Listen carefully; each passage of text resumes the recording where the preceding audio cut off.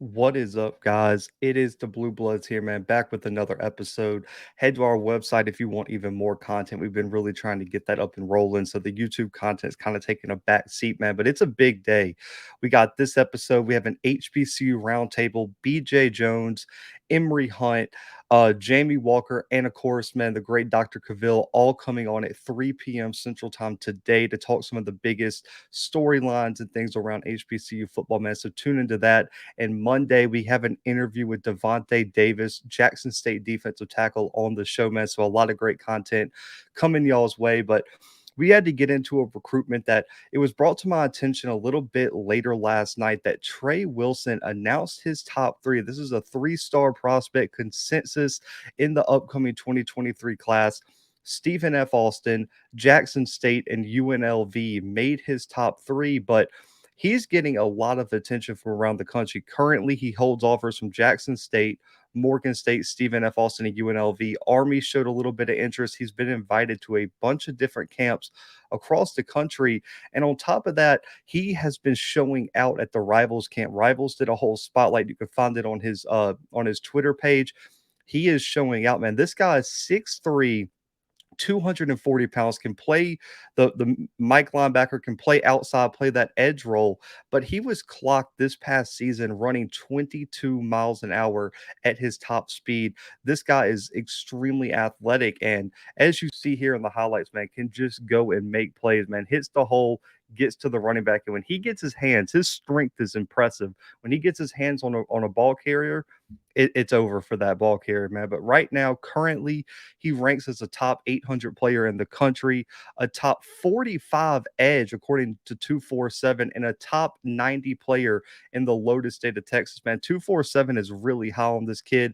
His composites brought down due to the fact that some of the other recruiting sites aren't doing their due diligence. We'll just leave it at that, man. But a top 45 edge, top 90 player in the state of Texas. And last season, was a first team all district selection after he put up an impressive 117 tackles, 7 for loss, had a fumble recovery while playing both ways. He plays linebacker and tight end slash H-back for his high school team.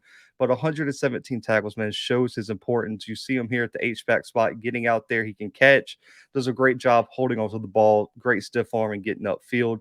And you're going to see a few other times, man, he does a great job. And here's the pursuit, man. The quarterback, he has a great ability to get up the field, man. He just chases them down, and when he gets his hand on them, he's able to pull them down. But he also competes in track and field. He was a Texas Class 6A state qualifier in shot put and also ran an 11.39 100-meter dash as a junior, man. So this guy, extremely athletic for being 6'3", 240, and this was a big jump from his sophomore year. Last season, he had 36 total tackles, 2 for loss in just 6 games of action. This year, jumping into the main role, man, he averaged over 10 tackles per game, guys. I mean, this guy is extremely athletic. And when you look at his 2 FCS options, because we cover a lot of FCS football here. Stephen F. Austin, linebacker, is going to be a big need. Burt Morris, one of our preseason all WAC selections, is gone. He's a graduate transfer after this season.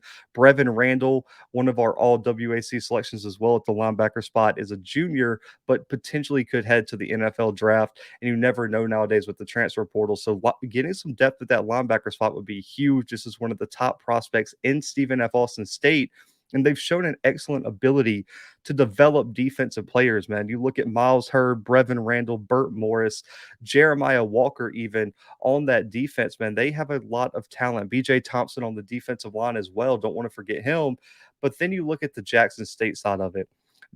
Linebacker is going to be important, man. You lose Keontae Hampton last year. You lost Aubrey Miller.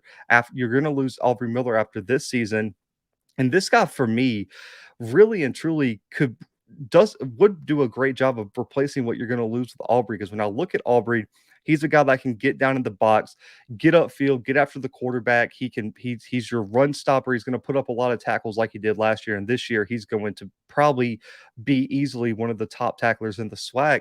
I think Trey Wilson has that potential. I really and truly think he may even be a little bit faster and more athletic than what Aubrey offers right now.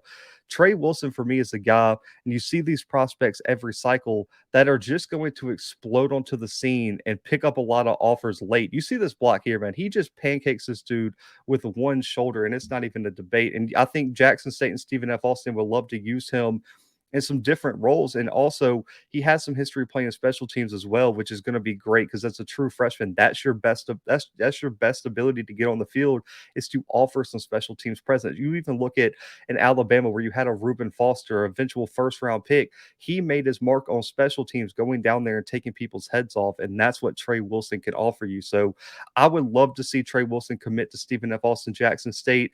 For me, I would say Stephen F. Austin being the in-state school might have a small advantage, but man, we know what Coach Prime is on the recruiting trail, and Jackson State and Stephen F. Austin are both going to be great choices, man. And this guy is extremely talented, and I think could see the field really early at both of these programs. So Stephen F. Austin, Jackson State make the final or top three for three-star linebacker Trey Wilson. And I think Trey Wilson can try to make a push to be one of the top three stars in the country, potentially even become a four-star for 247 because he's right on that fringe, man. So comment your thoughts below.